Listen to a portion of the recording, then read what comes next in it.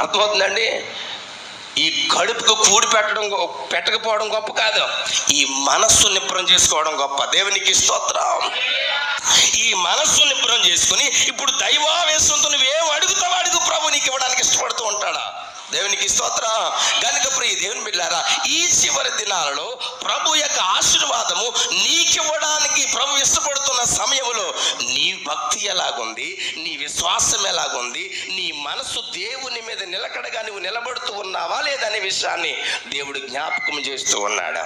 దేవునికి స్తోత్రం. కనుక ప్రియ దేవుని బిడ్డలారా, వస్తూ ఉన్నావు, తొందరగా వస్తూ ఉన్నావు, ఆరాధనలో ఏకీపిస్తున్నావు, కన్నీరు గారుస్తూ ఉన్నావు, ప్రార్థిస్తూ ఉన్నావు, కానీ ఆశీర్వాదం ఏం చేయలేకపోతున్నావు. ఎందుకు తెలుసా? ఈ మనస్సు కనీసం కూర్చున్న కొద్ది నిమిషాలైనా సరే ఏం చేయలేకపోతున్నావు, నిబ్బరం లేదు. అమ్మా, బయటికి వెళ్ళిన తర్వాత ఎలాగో నిబ్బరం ఉండదు, కనీసం దేవుని యొక్క సన్నిధానంలో ఉన్నప్పుడు నీ మనసు ఎలా ఉండాలి? నిబ్బరంగా ఉండాలి. దేని కొరకు అంటే దేవుని యొక్క వాక్యాన్ని వినటం కొరకై మన మనస్సు నిబ్బరం చేసుకోవాలి.